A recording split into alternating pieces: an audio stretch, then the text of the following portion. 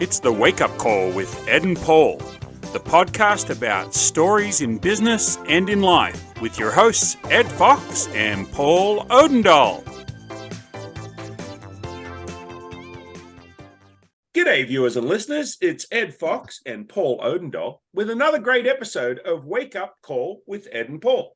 Wake Up Call is all about talking about different business challenges that we have and different things that have come up, and in the successes and the failures that business owners have. And so today our guest is Steve. Steve, how do I pronounce your last name? Lievroder. Lievroder. Is that German? Lievroder. Lievroder. Lievroder. There we go. Lievroder. Well, Paul, it's good to see you. It's been like a week, man. And Steve, Ed, great to have you on the show. It's great to see you, Ed. I hope for our viewing audience, you have your wake up call with Ed and Paul cup. I do, actually. And I found it. I'd packed it away when we moved from one apartment to another. And now I've just moved my office from one apartment bedroom to another bedroom. And I found it in my box of props. Good. I don't think we need all your personal crap on our show. So No. Let's get to our guest. Cool. Let's get to our guest. I'm excited about this guest. I have two comedians today. This is going to be fun.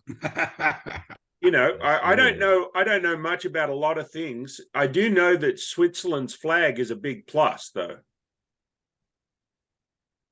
That joke is running dead. You do the other one. We like the other one. Oh, you know, Navy. Steve, Do the Navy one. Ask Steve, because Steve, listen to this military one. Let me tell you. Let me see what you think. I was watching a Netflix documentary the other night on how they build warships. This is good. You meant to laugh after the punchline. I know, but I know it's coming. Anyway, I was watching this documentary on Netflix about on how they build warships. Riveting. Anyway, so they were talking about how the Norwegian Navy is putting barcodes on the sides of their warships, so when they come back to port, they can Scandinavian. Steve, it's nonstop. It's nonstop. Ed Fox. One day it'll be a 24-hour channel, the Ed Fox channel. Oh, I've got almost enough content. I'm up to 600 TikTok videos, so I'm doing Christmas ones right now, if you can't tell from the hat. Viewers, if you're listening to the podcast, jump on YouTube or Facebook or LinkedIn, and you'll see some video. I've got my Aussie hat with my Santa hat on it with my American flag shirt, which is what I normally wear on our Wake Up Call with Ed and Paul Day, because I like to say Australian by birth, American by choice. Now, Steve, where are you located in the continental United States? Or maybe you're in Hawaii. I'm in Palm Harbor. Hey, just watch my mouth. Can't do a thing with it. Palm Harbor, Florida. Oh, so it's a balmy 65 degrees. Here we go. We go. I wish. No, we're having our cold streak now. Oh, really? So, really? What's the cold streak, Steve? We're at right now we're at 65. That'll be the high for the day. Oh, that's what I said. Didn't I say 65? You did. It feels a lot Steve, colder than that. I think Steve, it was like 8 weather alert. We have 8 inches of snow outside, so we will have a white Christmas. It's right now a balmy 33. Now, here's the problem, listeners, and my two friends from Nashville and Florida. Friday, the high is 53 with 95% chance of rain. But by dark, it's supposed to go to 10. Wow. So don't be on the 53 to 10. We'll be down to 42 on Friday. We're going to 10. On Saturday. Saturday, we're going to be a balmy 12.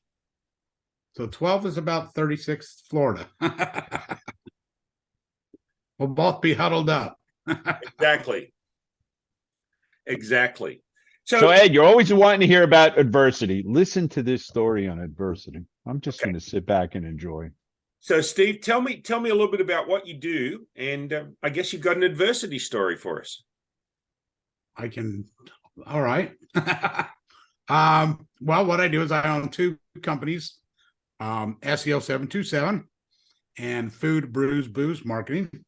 Food, say that 3 times real fast. Food. Yeah, try it once back. Brews. Food Brews Booze Marketing. Okay. So we help local bars, brew pubs, restaurants, and local business through SEO727. Basically stay top of search, top of mind, known, found, liked, and trusted. Hey, Ed, do you need booze and brews for your steakhouse? It's a barbecue restaurant, but I'll talk to my partner. You never know. Yeah, I think barbecue restaurants need booze and brews.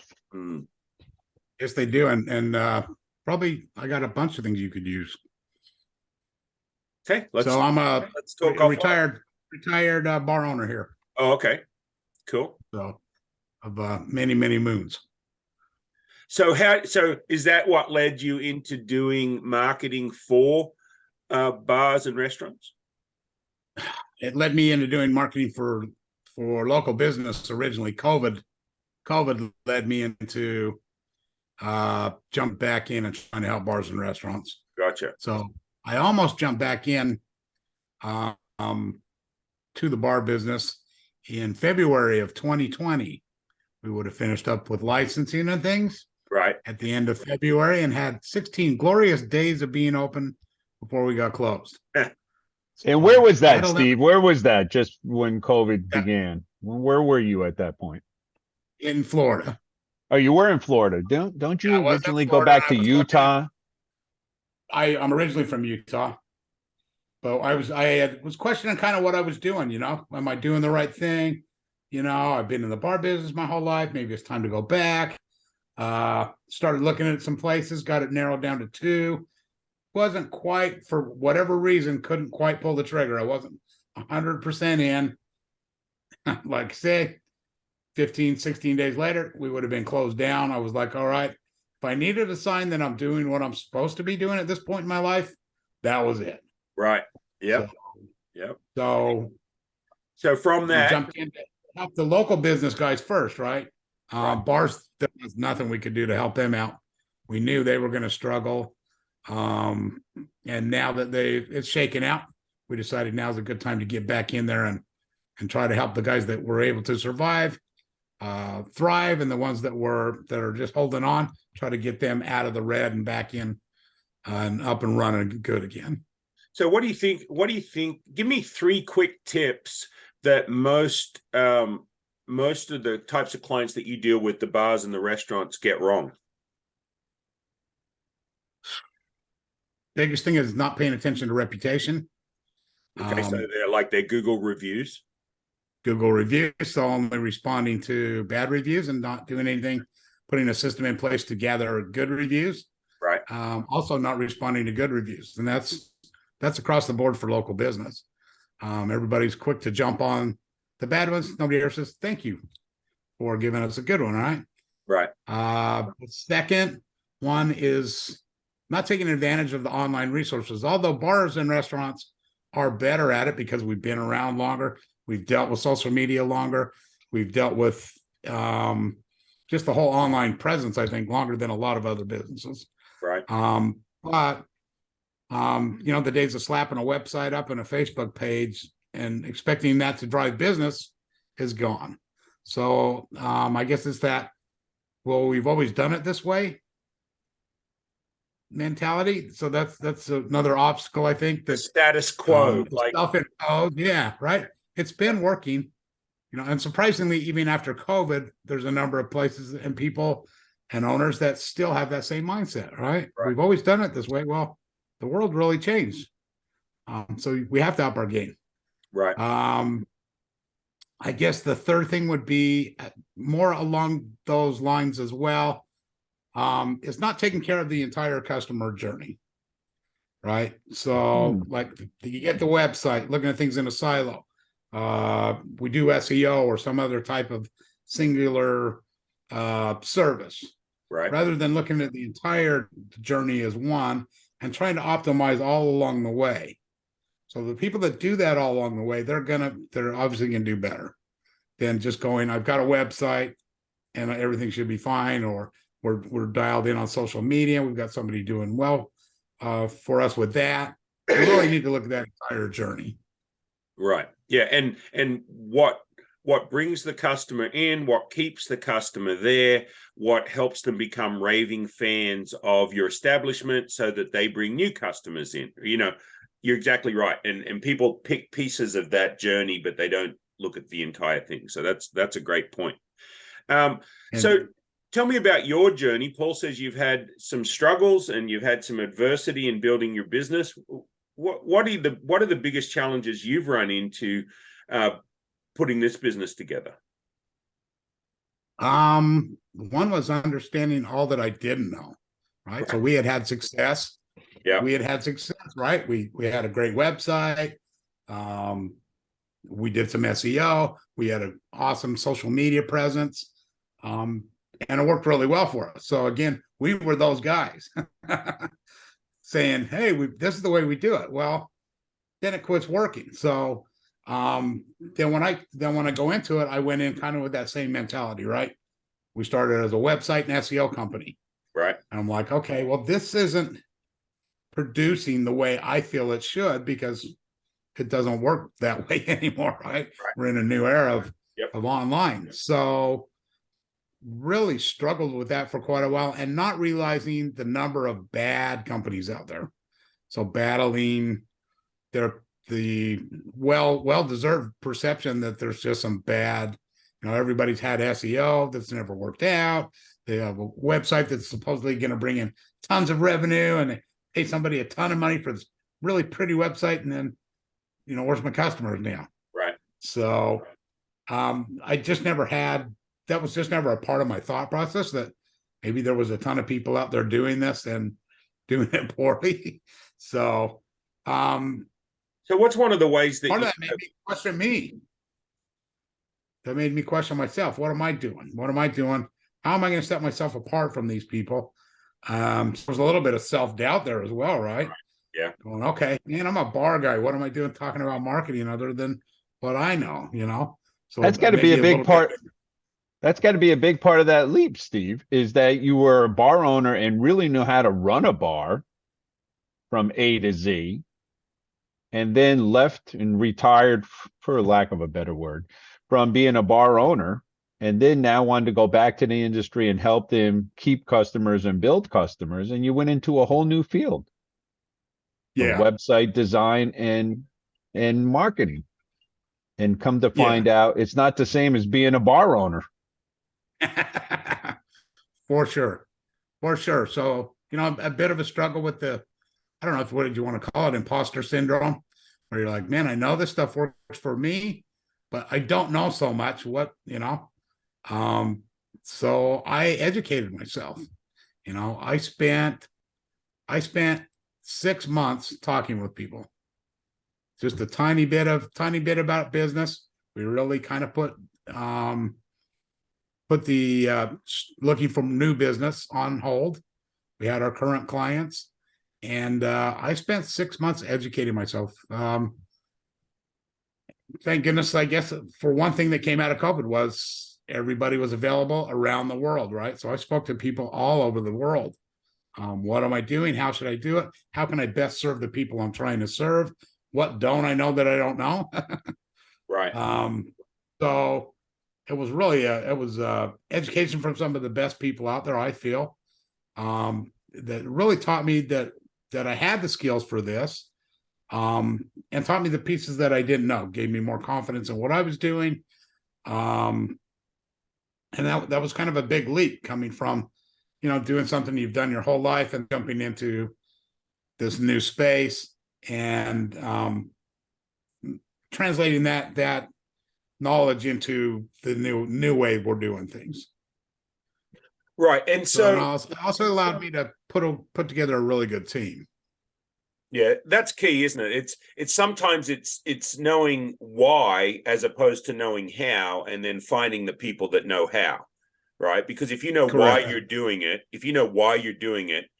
there's plenty of people out there that know more than we do, right? There's always somebody, it's like, I used to be a big fan of Westerns, and you'd have all the gunfighters that would finally realize as they age that there's always going to be somebody faster. There's always going to be somebody faster with the gun on the draw. Well, the same comes to marketing. We all know a little bit. If we're in business, we know something about marketing. Otherwise, we wouldn't be in business. Or we've learned something about marketing by making a bunch of mistakes. But there's always somebody that knows something we don't. And so pulling that team together makes the whole thing work better. And so you do all that. You spend 6 months researching, talking to people, figuring stuff out. And then what happens next? Then we put together the team, because I know what I don't know. I know what I need to do. I've gained some skills along the way, Right. or honed, or, actually I gained some skills and I honed some skills I didn't realize I had. Right. And it allowed me to gather a good team. Right. So what's one of the biggest successes you felt that you've been able to bring one of your clients or multiple clients?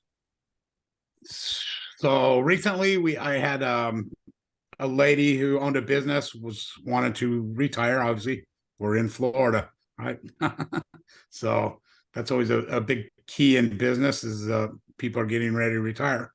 She owned a franchise, and her franchise she wanted to sell to the franchisor. But her franchise wasn't looking very appealing to them, because she didn't have an online presence. Very, very minuscule.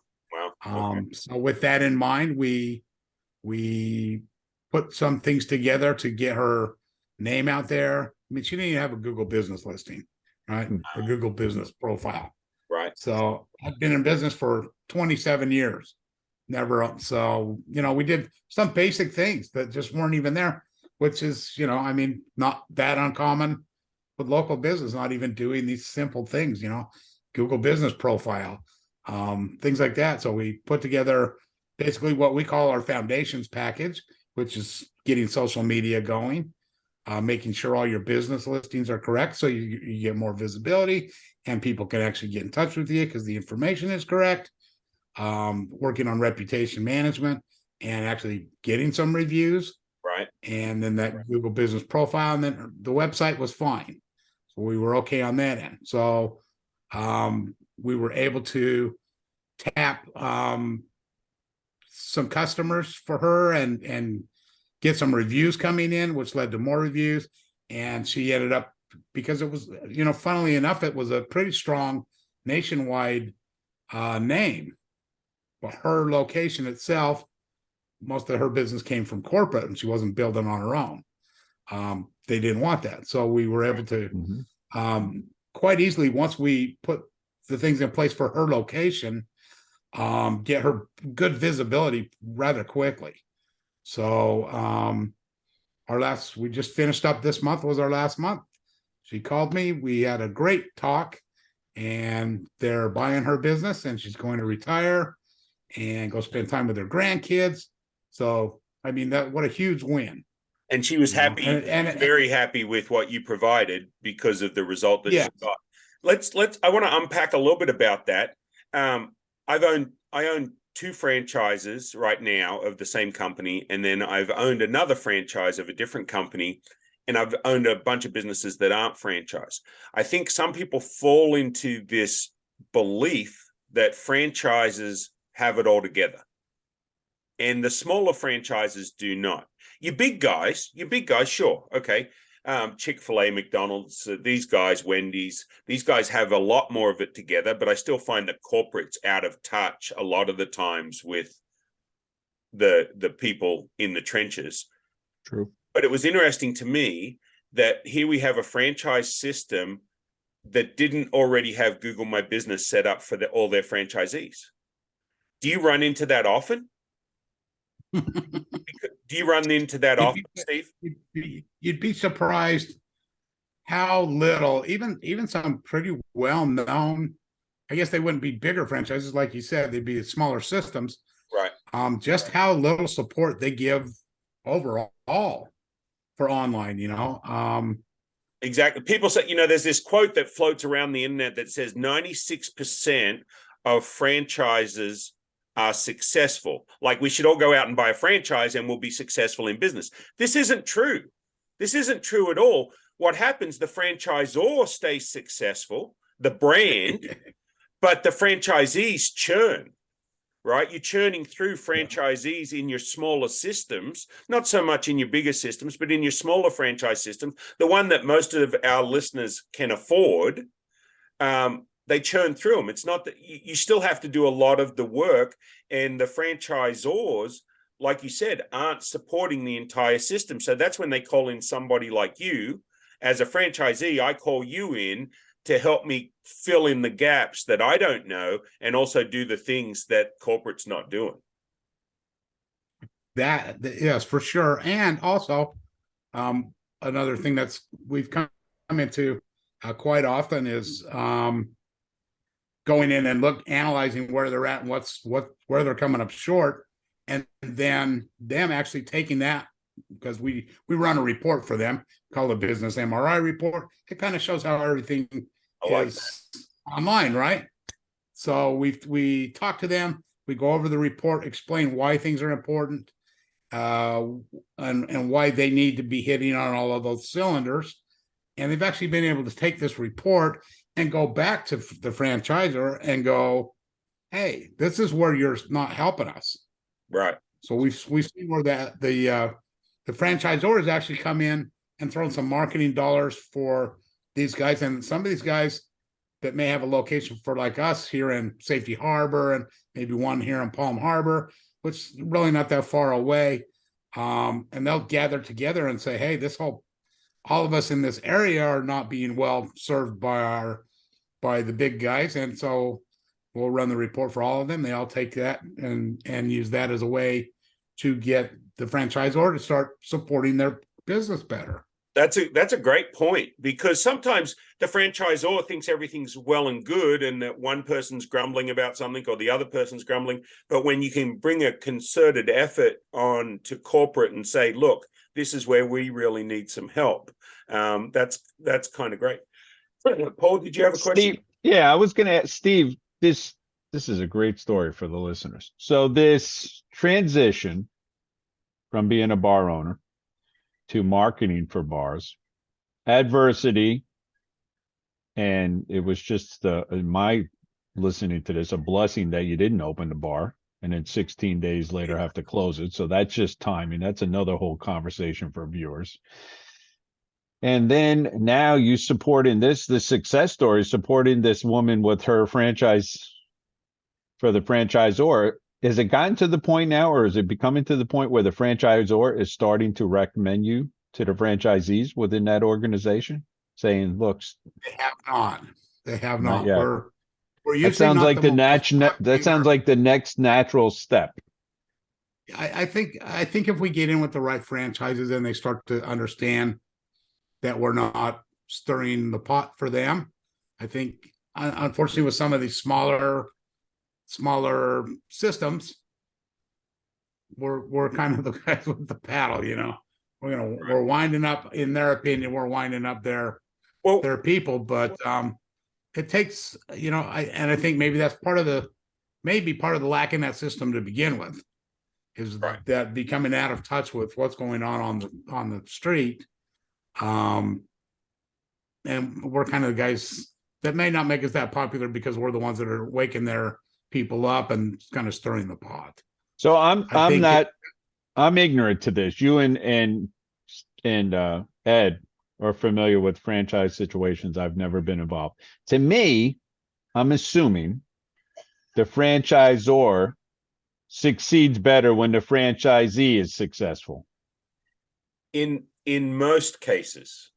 In most cases. So if the franchisor understood Steve's helping the franchisee become more successful, that would be more success for them.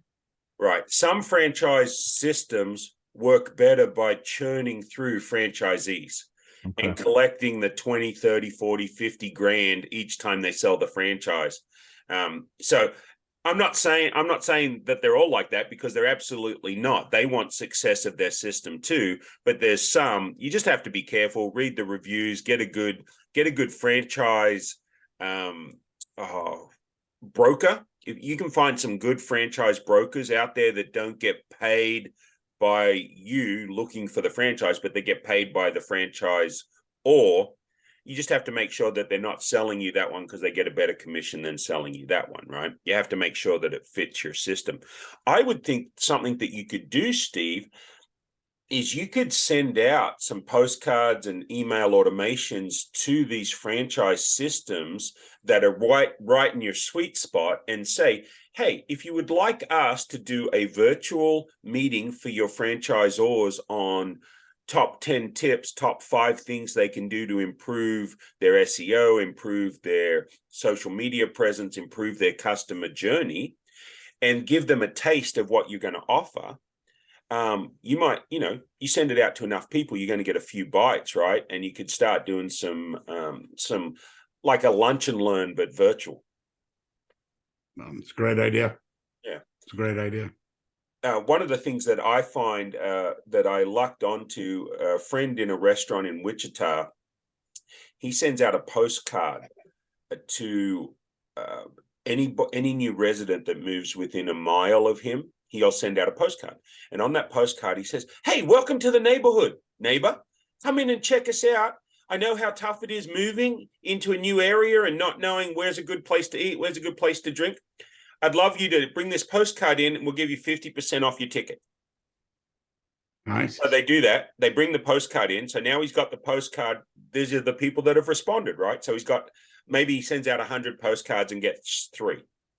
So he's got 3 postcards. He then sends out a couple of days later on these 3, he sends out another postcard and says, hey, it was so great to see you guys. We'd love to have you back. Here's buy one, get one, or here's buy one, get one half off. So that's a 25% discount. So he's lowering the discount. So he's gone 50% off, 25% off. And he brings them back in again, collects the card, sends them a third card. And this is key. The third card says, his was a restaurant, the third card said, hey, you're just like part of the family. We're going to give you one more freebie. Come in and get a free dessert. Oh, and by the way, cut the card in half and give a friend the other half, and it'll give them 50% off because, you gave them 50% of the card. And he said that works great. So that's something that's really inexpensive to do, that virtually no restaurants are using that system. And the secret ingredient was when that person came in with the postcard, you treated them like a regular that we saw come into Cheers, right? When Cliff bellied up to the bar or Norm bellied up to the bar, everybody said g'day. Well, they didn't say g'day, but they said, hi, how's it going?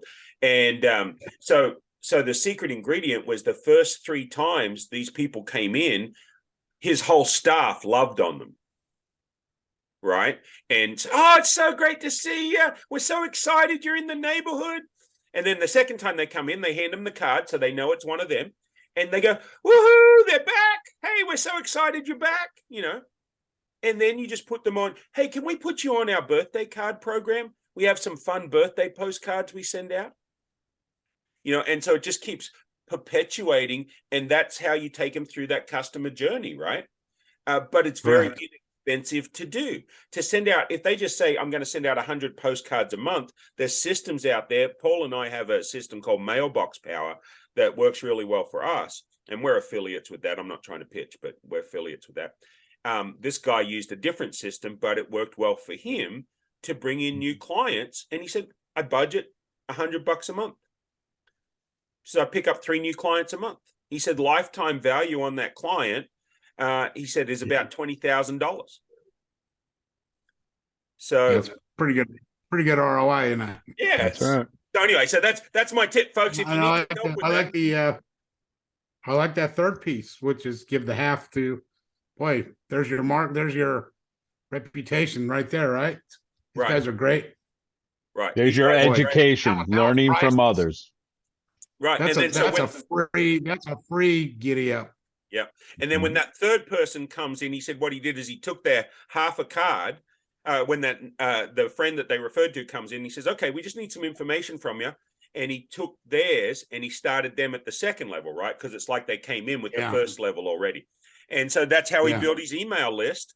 And so whenever they were doing Valentine's Day parties or St. Patrick's Day parties or whatever, they would either email or postcard those people on their list and said, hey, come in and enjoy a drink on us, come in and do this on us, whatever, get a free appetizer.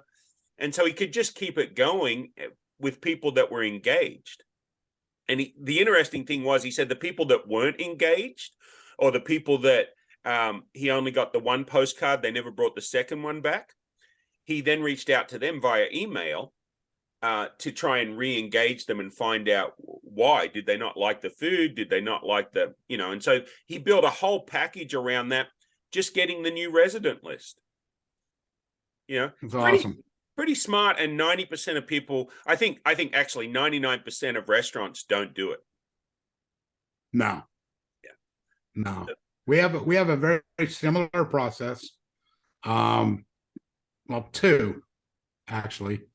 But one's called the Birthday Club, that we've joined forces with with Fan Connect on, and it's a similar system that brings in people obviously on their birthday, from the area of your business, but the same premise again: send out a card, send out an email, and then rewards coming in, rewards for being put on the house list, which then we segment further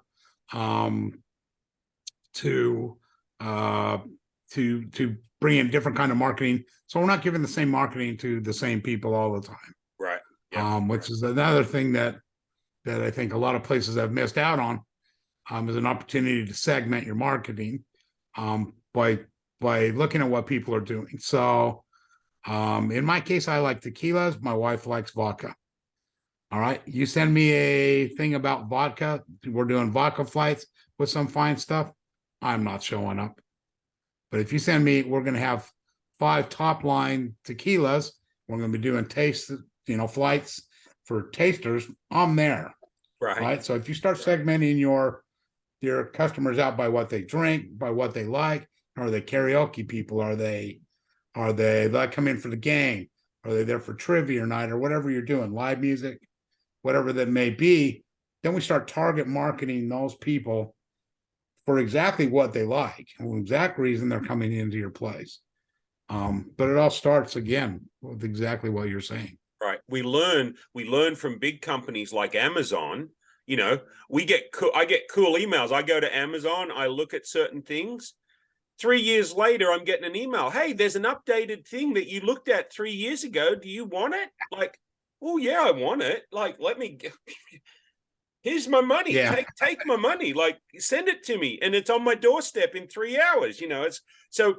But there's systems in place now that the small business owner, he, she, they can do that. Right? They can segment, they can use that long tail that the big corporations don't use. And what I mean by that are those people that are so niche or niche that the big guys don't worry about it.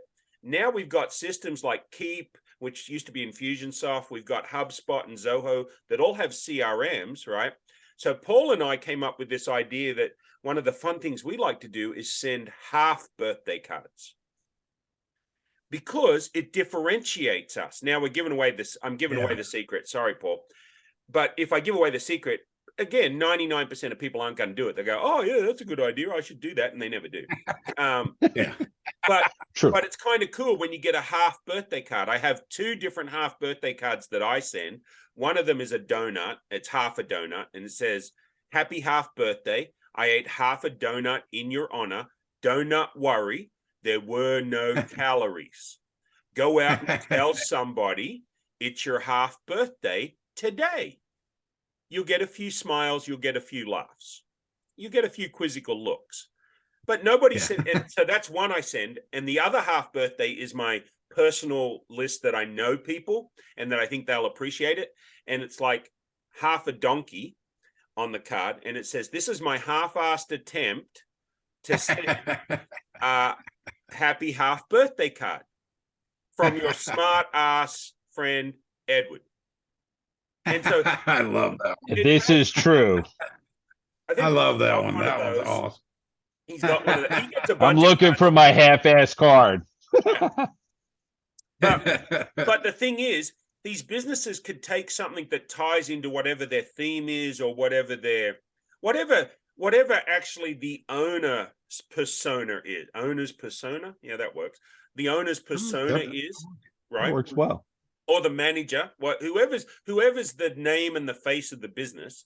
What does their persona say? Sometimes it's not dad jokes and silly, goofy stuff. Sometimes it's not this or not that, but it is this. And so they can pick, like, there's a whole list of national days, right? National Speak Like a Pirate Day. So if you were a bar owner, I could see people that liked rum. You could do the pirate rum thing and send them out a postcard and say, hey, it's National Pirate Day. We've got rum toddies on special, whatever, and that's a way that they could reach out. So you could have all of these different national days. Like, I like a National Coffee Day. I've owned coffee shops and coffee machine repair businesses. Still own a repair business. So that's a great way of tying into what your brand is, right? So, whether it's Good Friday, you're a fish restaurant or a seafood restaurant, and you do something for Good Friday for a lot of people that eat fish just on Good Friday.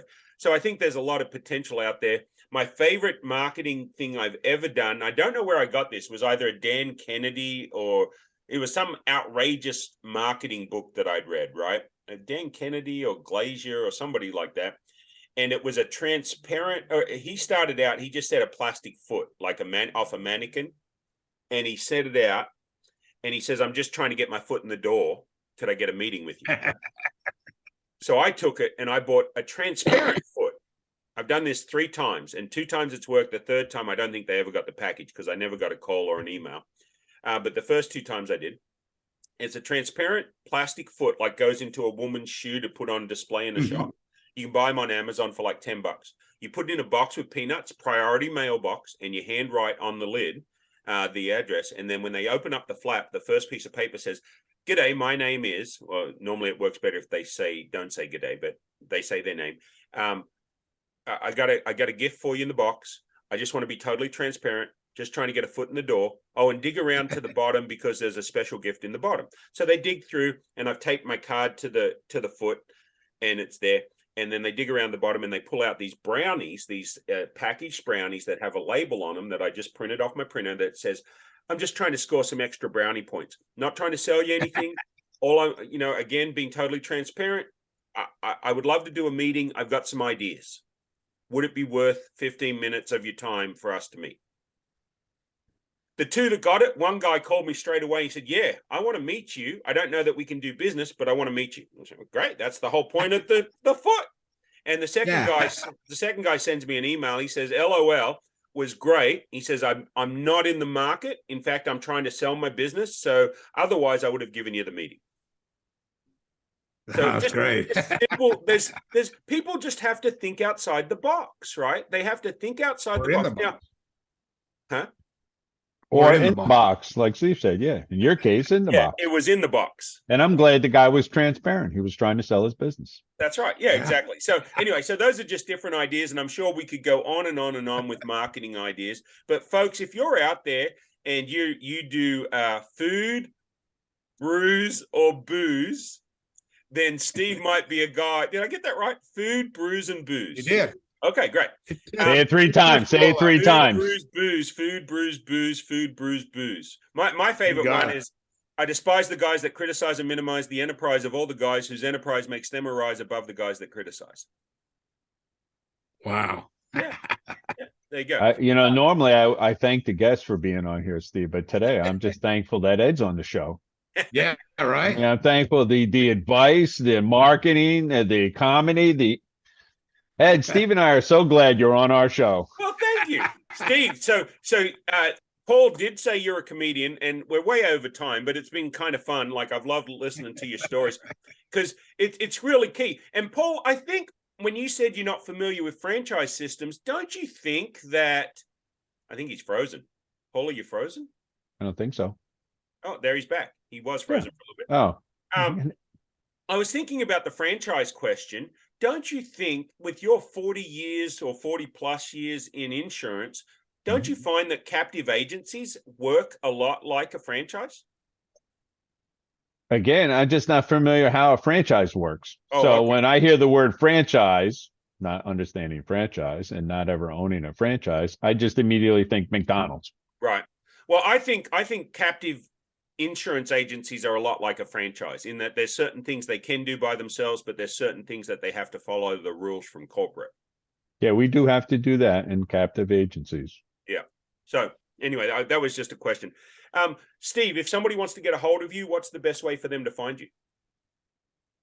Online at stevelievroder.com. That'll get you to me, which gets you to both the businesses. We are so it's Steve Liebroder.com. You can kind of see it under my name or under my pretty little face here. And or 727-203-1543. Cool. And what we'll do is we'll put this in the show notes, so you'll be able to reach out to Steve. So you'll be we're going to be on all the we'll be on all the major podcast platforms, and then the video platforms we will upload to YouTube, and we'll have the show notes in YouTube, and then we will distribute that to Facebook, LinkedIn, I don't know, wherever else we do it. So folks, make sure that you catch us on that. There's a lot of great talent in this room right now. So if you've got insurance questions and marketing on insurance, Paul's your guy. General marketing, general business, that's me. And food, brews and booze, that's Steve out of Florida. And you work predominantly North America, I would take it, USA and Canada. But there's probably no reason why you couldn't go to other English-speaking countries. There would be no reason not to deal with that too. So I had one last question, Paul, if I may. Steve, do you have businesses that are always looking for ways and different ways of generating revenue? Do you know any that have used barter as a way of bringing in new clients? I know of one. Okay. It's not something you run across a lot. No, we're no. Okay. That's an interesting thing. We'll take that offline and we'll have a discussion about that. Folks, if you have not looked at barter as a way to generate some clients from a marketing perspective, search out your local barter exchange and see whether they might be a good fit for your business. I have multiple businesses that have used barter and utilized barter to bring in a whole captive client. So they will drive past my competition. They'll drive past 3 or 4 of my competition just to get to me because I will barter with them, which takes that business away from my competition and gives me new revenues and then brings me in new referrals. So if you want to know more, reach out to me, but definitely check out your local barter exchange as a way of bringing in new revenue. Paul, any last thoughts? I was just going to ask Ed, why barter? Why barter? Mm-hmm. Because you're as a business owner, you trade. No, that's not the answer I'm looking for. Let's try this again, audience. Ed, why barter? He didn't send me a message, folks. Maybe because my Lord, he said this 1,000 times on how many barter shows? Is smarter. Barter is smarter. There you go. Okay. The two of you are struggling in speech today. Have both of you been at the bar prior to this show? I mean, what the heck? I got deported from Australia as a 2-year-old. They put a nipple on a can of Foster's, and if you can't drink that thing in 30 seconds, they ship you off. They said, "You're not a real Aussie, man. Get the heck out of Dodge." First of all, they don't drink Foster's in Australia. They make fun of Foster's in Australia. That's why I'm saying it, because we do make fun of Foster's, but it's the beer, it's the Australian beer that most Americans know. Steve, what beer do they drink in Australia? Foster's. There you go. See, exactly. I don't know. That's the only Australian beer that I carried. Right. So what's the favorite beer in the United States? What's the number one in the United States? I don't drink, so this is all in Bud. It's got to be one of the big three, big 3 terrible beers. Yeah. Sorry. So do we need to send out a half a terrible beard car. That's right. Well, there you go. You could put a beer glass on a postcard and it could be half head and half beer and say, if this is what you think is a good beer, we need to talk, something like that too. That'd be fun. We Heads up, we need to talk. Yeah, heads up. There you go. Yeah. That's good. I like that. Yeah, that's good. So here's my story about marketing and beer. So Australia has a number one beer in Australia is called Victorian Bitter, VB. So VB is the number one beer in Australia. It's owned by, I think it's Carlton United Breweries. They also own Foster's, right? And so they market Foster's to the rest of the world as Australian for beer. We've seen those commercials, right? Australian for beer. But they market VB in Australia as the real Australian beer. And they own both. So they're making fun of themselves. It's sort of like Starbucks and Seattle's best coffee, right? They go at each other a little bit, but Starbucks owns them both, right? And so Carlton United Breweries, I always liked the marketing they did. They made these little cricket guys one time holding cans of VB, sitting in their chair, and you would sit it on top of your TV or near your TV, and while you're watching the cricket match, they sent some codes, and these little guys would pick it up, and they'd say, "Beauty, ripper, mate. Good shot." And so as you're watching this game, you line up these little cricket guys that the beer company sent out, and they would all say stuff. They were like famous cricketers, right? Like your Joe DiMaggio's and your Babe Ruths and your Randy Johnsons. I'm dating myself with all the old baseballers. That's the ones I like to read about. And so these cricket guys, these cricket legends are all sitting there commenting on the cricket because of the messages being sent. And you'd have to buy a slab. You guys called it a case of beer. We called it a slab of beer because you'd have multiple slabs stacked up by the Barbie. And so you'd have to buy a slab of VB to get one of these cricketers. And then you'd set this plastic bobblehead cricketer by the TV. And every time something happened in the cricket, he would comment. It was brilliant. Like, it's brilliant. I've got the whole series, but I was over here, and so that didn't work with the TV signals, but it was fun. So yeah, marketing. Because what a great idea too. If you want to collect them all. Yeah, you don't want to, right? You collect them all. They've got the branding on them. If you look up VB cricketer bobbleheads on eBay, you will see them all. So they're awesome. But the thing is, how many times do we know of businesses that open and open and have no customers? I had a friend that did an event. He has a great program. The book is called The Pill Method. And he must have spent $150,000 renting the Gaylord at Grand Ole Opry type hotel and convention center, had great food, had great speakers, but only had about 200 people show up. Was it that the quality of the speakers weren't good? No, it was amazing. It was, everything about the event was amazing, other than, guess what he picked? He picked the wrong marketing team to market his business. And we're going to have him on one day, and he's going to talk about that. But he, like he said, he learned a lot from that. But how many times do we open a business and not have the marketing we need to promote it?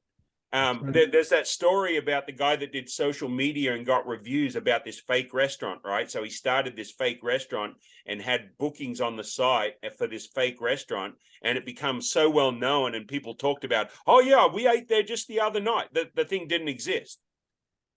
He had bookings for days for this fake restaurant because the marketing came first. Then he could have opened up the restaurant. Yeah. So marketing is a major piece of whatever business we own. And if we're not marketing successfully, we're not going to have a successful business. And it keeps bloody changing. Every time we turn around, the Facebook algorithm changes, all the social media platforms, some rise, some lower. If you're a woman over 35, you're probably on Pinterest. But how many businesses that have women over 35 as their main clientele aren't on Pinterest? Most. For sure. Steve, you see the wealth of knowledge on this show. You see Now, this is also why we work well together. Ed, it's Wednesday. It's time to end the show. Oh, okay. It's Wednesday already. We've been on air a whole day with Steve. It's Wednesday. Hey, for our we viewers. have at least 3 listeners That's that a hung good out thing. with us. We got 4 listeners now. this. We're up to 4. Oh, okay. Yeah, my sister, my mother, my aunt, and your. Nobody on my side. Nobody nobody. likes you. Nobody likes you. So, Can you hey, blame Steve, them? it's been great talking to you. Ever want to catch up again? Why don't you come back in 6 months to a year and update us on what's going on? Let's do it. Let's Awesome. do Take it. some of those ideas. Take some of those ideas. Oh, what do you call a I'm deer going with to. no? What do you call a deer with no eyes, Paul? Oh, here we go. A deer with no eyes. No idea. No idea. What do you call a deer with no eyes and no legs? Oh, shoot. I forgot that one. Still no idea. Still no idea. On No that note, legs. folks, I won't subject you to any more. Thank you very much. Well, that's it for this edition of the Wake Up Call with Ed and Paul. Thanks for listening. As always, we appreciate it. And if you'd like to subscribe, you can do that on your favorite podcast platform or YouTube. Thanks a lot and have a great day.